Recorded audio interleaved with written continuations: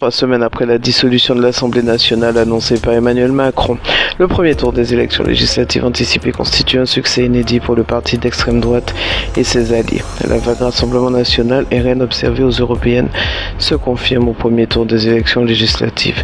3 semaines après la dissolution de l'Assemblée nationale subitement annoncée par Emmanuel Macron, le RN et ses alliés se placent largement en tête dimanche 30 juin avec 33,2% des voix, selon une estimation Ipsos Talent pour France Télévisions, Radio France, France 24, RFI et LCP. Pour ce scrutin, le parti de Jordan Bardella, grand vainqueur des élections du 9 juin, s'est allié avec une partie des Républicains, emmenée par Éric Ciotti. À lui seul, le parti à la flamme réalise 29,2%, pulvérisant son score du premier tour des législatives 2022, 18,68%, lorsqu'il était arrivé en 3e position. Éric Ciotti et ses soutiens alliés au RN est présent dans une soixantaine de circonscriptions, recueillent quant à eux 4% des suffrages. Au second tour, le RN et ses alliés pourraient être présents dans 390 à 430 circonscriptions. Le Rassemblement national devance nettement le nouveau Front populaire NFP qui s'est formé en urgence au lendemain des européennes. La coalition de gauche rassemble 28,1% des suffrages, toutes nuances liées aux partis confondus, d'après cette estimation. Cela représente un meilleur score que celui réalisé en 2022 par la NUPS, 25,78%. Précédente alliance de la gauche alors dominée par la France insoumise. Elle pourrait être présente au second tour dans 370 à 410 circonscriptions. Les candidats divers gauche hors NFP obtiennent quant à eux 1,7%. Le camp présidentiel qui ne pointe qu'en 3e position, 21%, est le grand perdant de la soirée avec un net revers par rapport aux précédentes législatives où il avait obtenu 25,75% au premier tour. Pour Emmanuel Macron et ses soutiens, la majorité relative obtenue en 2022, déjà vécue comme un échec, n'est plus qu'une relique du passé. Le second tour de ce scrutin s'annonce extrêmement complexe pour la coalition Ensemble pour la République, Renaissance Modem Horizon. Elle ne pourrait être présente au second tour que dans 290 à 330 circonscriptions. Derrière, les Républicains qui ont rejeté une alliance avec le Rassemblement national et refusé de suivre Éric Ciotti font encore moins bien qu'en 2022. Avec 10% des suffrages contre 13,62 il y a 2 ans, les candidats du parti vont devoir batailler pour conserver quelques dizaines de fiefs. Ils pourront batailler dans 70 à 90 circonscriptions selon Ipsos Talent. À l'extrême droite, Reconquête essuie une sévère défaite après avoir dépassé de justesse la barre des 5% au scrutin du 9 juin et envoyé des représentants au Parlement européen. Le parti d'Éric Zemmour obtient 0,7% des voix, soit moins qu'en 2022, 4,24% pour sa première tentative aux législatives. Les candidats d'extrême gauche obtiennent 1,2% des suffrages au niveau national, tandis que ceux de la droite souverainiste recueillent 0,2%. Lancée immédiatement après la dissolution du 9 juin, la campagne des élections législatives a été marquée par de nombreuses négociations entre les différentes forces politiques. La gauche s'est rapidement mise d'accord sur un programme partagé et des candidatures communes avec un rééquilibrage politique au profit du Parti socialiste face à la France insoumise, hégémonique à gauche en 2022. De l'autre côté du spectre politique, les Républicains ont connu une vive crise interne avec le choix d'Éric Ciotti de s'allier avec le RN pour tenter de décrocher une majorité absolue à l'Assemblée nationale. Cette décision a été critiquée sur le plan politique, mais aussi sur le terrain judiciaire avec plusieurs procédures d'exclusion qui n'ont pas abouti. Au milieu de ces deux blocs, la coalition présidentielle a acté dans la douleur la décision d'Emmanuel Macron de dissoudre l'Assemblée élue en 2022, dans laquelle son camp ne disposait que d'une majorité relative.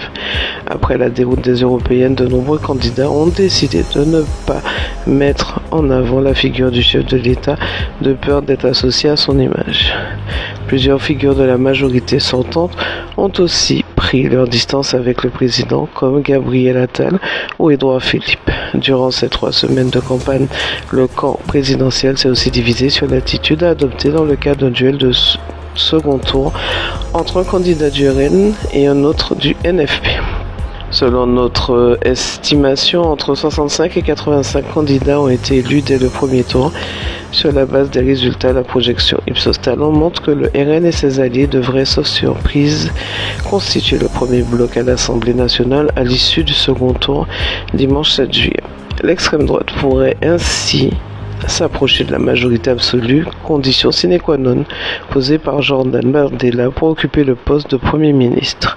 De nombreux désistements pourraient cependant intervenir d'ici à la date limite du dépôt des listes pour le second tour, fixé mardi à 18h, ce qui implique de lire les projections de ces sièges réalisées d'ici là avec prudence. Pour tenter d'éviter ce séisme politique annoncé, les leaders du nouveau Front populaire, y compris Jean-Luc Mélenchon, ont appelé le bloc centriste et ses électeurs au Front républicain, un réflexe dont la pertinence et l'efficacité sont de plus en plus questionnées, élection après élection. D'après l'estimation Ipsos Talent, il y aurait des triangulaires dans une fourchette estimée entre 285 et 315 circonscriptions, tandis que des duels concerneraient entre 150 à 170 circonscriptions.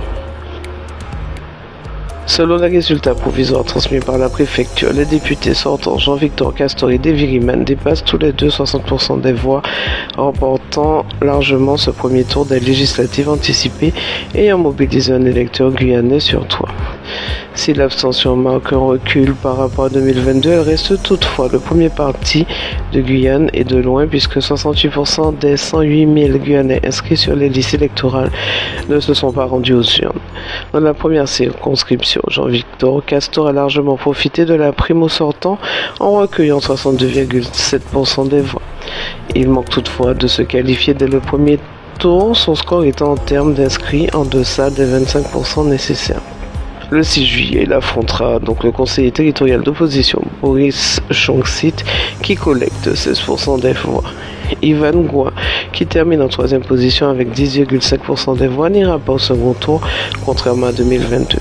Enfin, Olivier Taoumi du Rassemblement national et Jean-Yves Mirakov de Nouvelle Force de Guyane finissent à respectivement 9,3% et 1,2% des voix. Du côté de la seconde circonscription, Davy Riemann, qui achève ce scrutin avec 60,2% des voix, s'engagera dans un duel à peine plus serré face à Sophie Charles, qui a récolté 25,4% des suffrages. Jean-Philippe Delors, candidat sans étiquette, Aldo Neyman du collectif Apache et Sébastien Cogan de Lutte ouvrière terminent respectivement à 8%. 4,3% et 1,9%. Là aussi, la faible participation ne permet pas à Davy Riemann de se qualifier dès le premier tour. Riemann en tête à Saint-Laurent. Dans le détail, le candidat sortant de la seconde circonscription s'impose largement dans le secteur des Savanes, dont il est originaire avec 68,6% des voix à Kourou, 80,4% à Macoria et même 85,6% à Sinamari. Surtout, il crée la surprise en s'imposant à Saint-Laurent avec 45,4% des voix devant la maire de la ville, Sophie Charles, qui n'en récolte que 35,3%. Le candidat sortant finit également en tête à Saül, Awalaya Limapou, Mana, Monsenerito Negrante et Irakobo. Sur le Maroni, Sophie Charles remporte tout de même les communes d'Apatou, 41,4%, Grand Senti, 53,6% et réalise son meilleur score à Papa-Ichton, 72%. S'il ne parvient pas à se qualifier pour le second tour, Jean-Philippe Delors remporte lui aussi quelques succès sur le fleuve. À Maripasoula, sa ville natale, mais aussi à Papa-Ichton et à Patou, où il finit deuxième avec respectivement 29%, 17% et 30%. Jean-Victor Castor finit quant à lui premier dans chacune des communes de sa circonscription, à l'exception de Regina où Boris Chonxit remporte la Manche avec 17% des voix et de Saint-Georges qui a placé Ivan Goua en première position avec 15,7% des voix. Sur l'île de Cayenne, le candidat soutenu par le mouvement de décolonisation et d'émancipation sociale, MDES, atteint des scores massifs avec 70% des suffrages à Matoury, son fief, et 65% à Cayenne, deux communes où il avait pourtant été dépassé par Ivan Goua au premier tour des législatives de 2022.